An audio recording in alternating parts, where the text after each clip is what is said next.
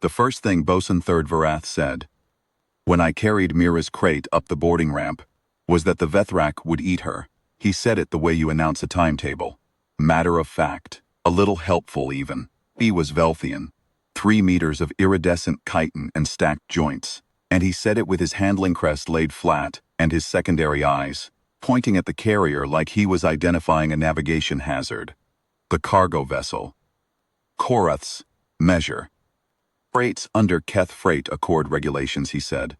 Section 41, paragraph 9.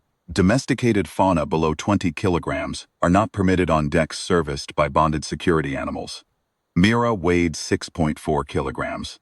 She had weighed 6.4 kilograms for the last 3 years, and the vet in Galway had told me, with the gentleness of long practice, that senior cats lose muscle mass, and that was simply the shape of things now. The section says not recommended, I said. Not permitted. Earth's secondary eyes moved to me, then back to the crate, then slowly to the corridor. Behind him, where the rest of the transit crew was assembling on the gantry, watching with the specific interest alien crews develop when a human does something they find technically inexplicable. The Vethrak, Vareth said carefully, has killed a cargo-rated restraint harness. The Vethrak has killed a Kethian stress monitoring drone. The Vethrak has killed a pressurized cleaning unit that entered the wrong service corridor. The Vethrak does not recognize the concept of harmless. Mira chose this moment to make a sound. It was the sound she makes when she is comfortable, and would prefer to be more comfortable. It was not a threatening sound. It was the sounds of a very old cat reminding the universe that she had opinions about ambient temperature. She'll be fine in my bunk, I said. She doesn't go anywhere I don't take her. Vareth looked at the crate for another moment. Then he filed a formal objection with the ship's admin system, stamped at crew advisory, and walked away. The crew on the gantry dispersed. I carried Mira to my quarters. That was how we boarded. Korath's measure. The 18-day transit run to Sorvith Station. The ship ran 11 crew on a deep freight hull the length of a city block, mixed species on a Keth Accord rotation. 3 Velthian cargo specialists, a pair of Ketha Thrive engineers, 2 Sorvith navigational analysts, a human medical officer named Fen Craddock, who had been on deep freight runs so long she called planetary surfaces the flat part in me, junior freight engineer, cargo allocation and tie-down systems 18 months into a 3-year transit contract, and Varath handled the Vethrak. I had not seen the Vethrak yet. Its housing was on Deck 4, the lower hold level, which I had access to for cargo work, but which I had been strongly encouraged via 3 separate administrative notices to enter only during the Vethrak's confirmed rest cycles and only with the handler's notification filed in advance. The Vethrak was described in the ship's manifest as a bonded security animal, Class 8 clearance, Kethian origin, handler exclusive behavioral contract. In the common parlance of Keth Accord freight runs, that meant Big Bad and Vareth's problem. I had been on ships with bonded security animals before. Usually you learn their rest schedules in the first week, and built your day around them. It was not complicated. It was just the shape of working freight. The second morning out, Mira escaped from my bunk. I don't mean she broke the door. The door was standard crew quarter magnetic seal, rated for Kethian strength tolerances. I mean that when I came back from the first cargo inventory shift and the room was empty, the door sensor showed no breach, and the only explanation was that Mira had decided the bunk was insufficient, and the ventilation's access panel in the lower left corner was technically large enough to permit an animal of her specific dimensions to push it open and proceed into the ship's secondary corridor network. She was back in the bunk when I came off shift. She smelled of recycled air and something faintly metallic and deeply satisfied with herself. I filed a note in the crew system that she could access secondary corridors and that she was harmless. Vareth added a formal comment to the note. It said, "Not a determination this handler is able to make." The corridor camera logs from the 2 days after showed Mira moving through secondary access channels at approximately 2 in the morning, ship time. She visited the navigation deck observation window. She found the crew mess heat vent and parked herself on it for the better part of an hour, which I felt was a completely reasonable use of a heat vent. She also went to Deck 4. I found out from the camera log, not from any alarm. The Vethrak's rest cycle monitoring system had logged a single anomaly. Behavioral readings spiked to alert level at 0247, dropped to resting nominal at 0249. 2 minutes. The note on the anomaly read, "Unknown stimulus, no protocol breach, no structural damage. Animal remained in housing." Vethrak had flagged it for review, and then apparently reviewed it himself and declined to escalate. I did not mention it to him. He did not mention it to me. The incident happened on day 7. I had finished the morning cargo check and was coming down the Deck 4 access ladder with my tie-down toolkit when the breach alarm went off. The slow alert pulse that meant a routine anomaly. The fast triple tone that meant all non-essential crew clear Deck 4, handler to primary containment station, medical officer to standby. The Vethrak had broken its housing. I learned later that it had bent the primary restraint bracket, rated for 6 tons of lateral force. By leaning on it with one of its mid-limbs, the secondary locking pin had sheared. The tertiary electromagnetic seal had gone offline 11 minutes earlier due to a power routing maintenance cycle that Vethrak had flagged as a scheduling conflict, but which the drive engineers had overridden for efficiency.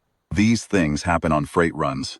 The result was that a 6-limbed apex security animal of Kethian origin, mass approximately 400 kilograms, with a behavioral contract that specified it recognized exactly one crew member as pack adjacent and everyone else as environmental content, was now loose in the lower cargo hold. Triple tone alarm was still running. When I reached the bottom of the Deck 4 ladder, I had my toolkit in my left hand, and I was thinking about my cargo logs, and I was also thinking about the fact that my go bag, environmental suit, field kit, personal electronics, was in Bay 7 on Deck 4 because I had left it there the previous shift, and I needed the field kit before the navigational transit window in 4 hours. The secondary corridor blast door had sealed behind me. The crew was clearing the deck above. Ahead of me, past the rows of freight containers stacked 3 high on magnetic pallet rails, I could hear the Vethrak. It made a sound like metal under tension, a low, continuous vibration that you felt in your teeth before you heard it with your ears. The deck lighting had shifted to amber. Standard protocol for Class 8 behavioral incident, a visual indicator that probably meant something in Kethian sensory range that I wasn't fully parsing. I was trying to remember where the nearest emergency exit was when I rounded the end of Bay 6 and stopped. The Vethrak was in the central aisle between Bay 7 and Bay 8. I had read its listed dimensions in the manifest. Reading dimensions is not the same as standing in the same cargo hold with them. It was nearly 2 meters at the shoulder.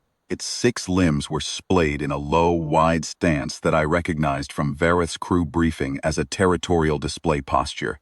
Its hide was a deep matte gray, absorbing the amber light without reflecting it, and the 2 anterior sensory clusters, it did not have eyes in any way I found comfortable, were oriented directly at the freight containers, stacked at the end of Bay 7. At the top of the stack, 4 containers up, 6 meters off the deck, sat Mira. She had gotten out of the ventilation access again. I had not realized Bay 7 had a ventilation access at cat navigable scale. Apparently it did. And Mira had found it, and she had come down to the cargo hold at some point before the alarm and climbed the freight containers and was now sitting on the top crate with her tail wrapped around her paws and her eyes half closed. The Vethrak was perfectly still. It was looking at her, or doing whatever passed for looking, with its anterior sensory clusters. It was doing it the way a system does something when it has received information that requires complete processing suspension while the calculation runs. Its territorial display posture, limbs wide, head low, that vibration running through the deck, had not changed since I came around the corner, and I realized after a moment that it had not changed, because the Vethrak was not doing it anymore. The display had simply stopped part-way through, mid-motion, and what remained was Vethrak standing very still, with its sensory clusters on Mira. Mira slow-blinked. Slow blinking is what cats do when they are comfortable. It is a social signal indicating absence of threat, willingness to share space. Mira had slow blinked at me approximately 4,000 times. She had slow blinked at a Labrador that had approached her on a beach in Donegal. She slow blinked at things that did not interest her as a threat. The Vethrak lowered its head, not a territorial gesture, not a display. The head came down in a slow arc, front limbs shifting to accommodate the new center of gravity, and it settled onto the deck, plating with the careful deliberateness of something very large, deciding it was no longer necessary to be upright. It made a sound. Not the deck vibrating metal tension sound from before, something lower and less structured. Something that in another animal, at another scale, I might have called a sigh. Mira stopped slow blinking. She looked at the Vethrak.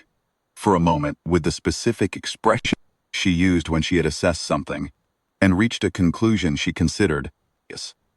Then she looked at me. I retrieved my go bag from Bay 7. It was exactly where I had left it. I checked the contents, found everything in order, and started back toward the access ladder. The Vethrak watched me cross the hold. It did not move. Neither did Mira. I was almost to the ladder when Vethrak came down it. He had a containment interface in one hand, and his secondary eyes were doing something complicated, scanning the hold in short arcs the way Velthians scan. When they are preparing for information, they would prefer not to receive. He stopped on the bottom rung and looked across the hold at the Vethrak lying on the deck, then at Mira on top of the crate, then at me. "Kale Dorn," he said. "Varath. The Vethrak has not attacked your animal, I can see that." He looked at the Vethrak again. The containment interface in his hand had gone dark. He had turned it off. It had turned itself off, because the behavioral metrics it was monitoring had returned to resting parameters, which was a thing that happened when the animal being monitored decided to take a nap. "The Vethrak," Varath said slowly, "has not lain down voluntarily since its bonding assessment. I thought about that. How long ago was that? 4 years. I looked at Mira. She was watching Varath with the mild proprietorial interest she applied to most strangers, which was the look that meant she had noticed him, and found him neither threatening nor particularly relevant, and was prepared to allow him to exist in her vicinity at this time. "She's good with other animals," I said. "Usually." Varath filed an incident report that afternoon. The freight engineer is CC'd on all cargo hold behavioral incidents, so I read a copy. It said the Vethrak had experienced a Class 8 breach event due to maintenance scheduling conflict, had been located in the central aisle of Bay 7 and 8 upon handler arrival, was returned to housing via standard recall protocol, and was showing nominal behavioral metrics. It noted the presence of a crew-owned domesticated earth feline in the cargo hold at time of incident. It did not say anything about Mira sitting on the crate or the Vethrak lying down. Varath had a note field at the bottom. It said, "No intervention required. Situation resolved prior to handler arrival."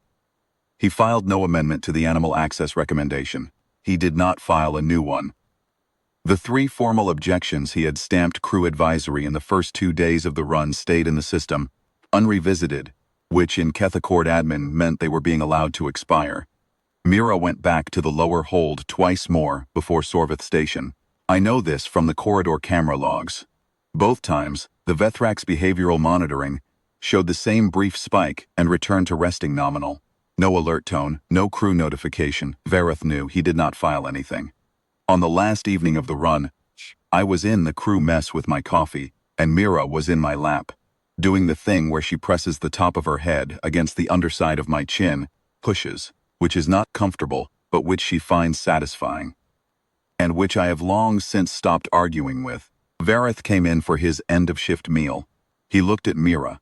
She looked at him with the mild proprietorial expression. He set his meal tray down at the far end of the table.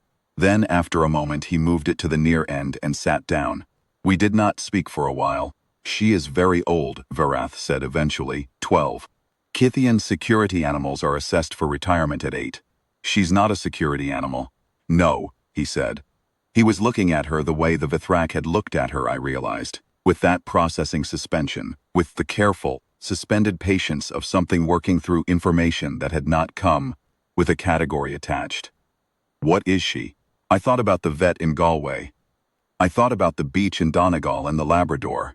I thought about Mira sitting on a crate 6 meters up in an amber-lit cargo hold, with a 400-kilogram apex predator lying on the deck below, her like she had arranged the furniture. "She's my cat," I said. Varath considered this for a long moment. Then he went back to his meal. Mira pressed the top of her head against my chin again and pushed. I drank my coffee.